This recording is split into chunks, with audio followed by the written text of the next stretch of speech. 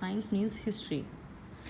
As we learn in our previous video about how British company established their rules in Indian territories, how battles was fought by the English companies, how they establish how they if they want to establish their rules in India, but what kind of strategies they adopt, उन्होंने किस तरह की strategies को adopt किया India territory के ऊपर अपने rules को इस्टेब्लिश करने के लिए.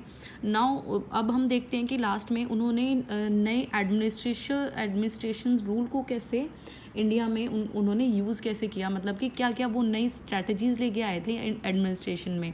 मतलब कि जैसे कि उन्होंने कलेक्टर्स को अपॉइंट किया, पीजेंट्स को आर्मी में अपॉइंट किया. Then now we are going to learn about this setting up a new administration. उन्होंने इंडिया में न्यू एडमिनिस्ट्रेशन कैसे सेटअप किया. Setting up a new as the company's power expand to new territories. जैसे कि हमने पढ़ा था कि कंपनी ने अपनी पावर्स को एक्सपेंड किया टेरिटरीज़ के ऊपर, नई टेरिटरीज़ के ऊपर, जैसे कि Bombay, Madras and Kolkata. To gain complete control over India these areas. पूरी इंडिया के ऊपर उन्होंने, इंडिया के सभी एरियाज़ के ऊपर उन्होंने कंट्रोल कर लिया, अपने रूल्स को एस्टैब्लिश कर लिया. फिर उन्होंने जो न्यू एडमिनिस्ट्रेशन सेटअप किया था वो कैसे किया. As the company started expanded it power. जैसे कि कंपनी ने अपनी पावर्स को एक्सपेंड करना शुरू किया. The territories under its control were initially divided into 3 administrative.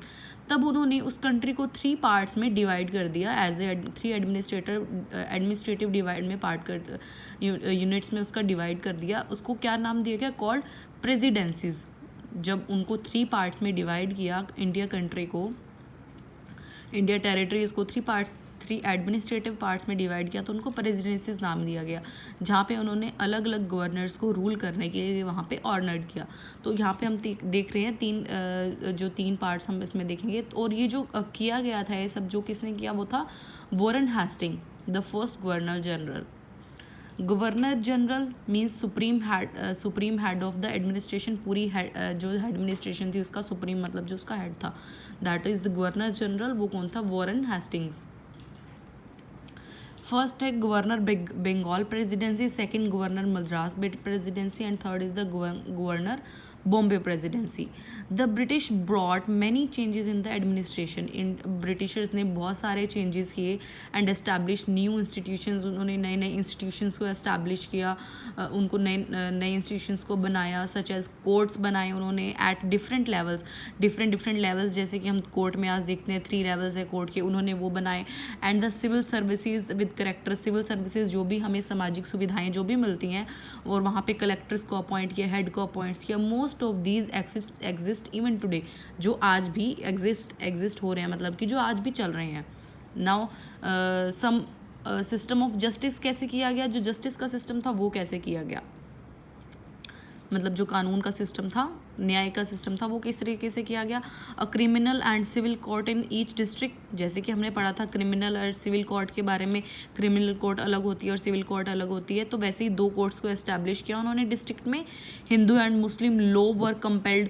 Hindu और मुस्लिम लॉज को बनाया. A new supreme court and a court of appeal were set up at Kolkata. New supreme court को बनाया and court of appeal were set up at Kolkata, और कोलकाता में उसको setup करने के लिए अपील की. सिविल सर्विसेज क्या थी. Collector played a key role in the district administration.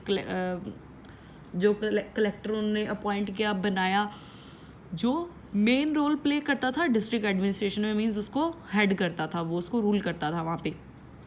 Collected revenue and taxes. जो रिवेन्यू और कलेक्ट जो आज के टाइम पे कलेक्ट किया जाता है, वो उसी टाइम पे वॉरेन हेस्टिंग्स के द्वारा चलाया गया. Maintained law and order at the district level with the help of the police and जजेस. जो आज के टाइम पे भी जो भी लॉ एंड ऑर्डर्स बनाए गए हैं, वो उन्होंने जजेस की हेल्प से उस टाइम पे मेंटेन किए गए. डिस्ट्रिक्ट लेवल पे पुलिस और जजेस की हेल्प से लॉ एंड ऑर्डर को मेंटेन किया गया. Now the company army. अब जो कंपनी की आर्मी थी वो कैसे बनाएगी. The company required peasants into the army and trained them. जो भी उस टाइम पे पीजेंट्स थे, जो किसान थे, उनको ट्रेंड किया गया और आर्मी में उनको रिक्वायर्ड किया गया. It gave importance to the infantry and use gun. उनको टेक्निक सिखाई गई गन्स को यूज़ करने की, किस तरीके से उन्होंने लड़ना है, बैटल्स में. A soldier's life was regulated through training and discipline. जो सोल्जर्स की लाइफ थी वो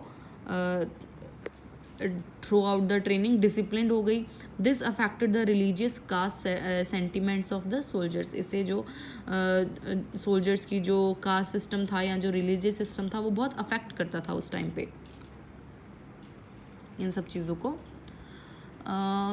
now there is a concept map activity also. It means we are doing recap here of all the chapter. Rise of British in India. We have studied that the British come in India to trade and then eventually ruled India over a period of time. जैसे कि हमने पढ़ा India में जो British आए तो वो उनका जो फोकस था वो ट्रेड से हटकर कहाँ पे हो गया, इंडिया के ऊपर रूल एस्टैब्लिश करने में हो गया. जैसे कि हमने पढ़ा था we have studied that British came to India to trade and then eventually rule India over a period of time. उन्होंने बहुत समय तक इंडिया पे रूल किया. Let us recap. A concept map is a visual way to recap important events and concept. We are here is a concept map जिसमें हम क्या देखेंगे, पूरा recap लेंगे चैप्टर का. फर्स्ट देखते हैं हम जैसे कि उनका shift from trade to territorial domination. जैसे कि हमने पढ़ा कि उनका जो फोकस था वो ट्रेड से हटकर कहाँ पे हो गया था, टेरिटोरियल डोमिनेशन मींस इंडिया के ऊपर रूल एस्टैब्लिश करने में हो गया. Battles fought by the company. Strategies जो कंपनीज ने बैटल की, फिर उन्होंने क्या क्या स्ट्रैटेजीज अडॉप्ट की थी by the company to expand their rule. India territory के ऊपर अपने रूल्स को एस्टैब्लिश करने के लिए, एक्सपेंड करने के लिए उन्होंने जो स्ट्रैटेजीज यूज़ की. लास्ट में चेंजेस इन एडमिनिस्ट्रेशन.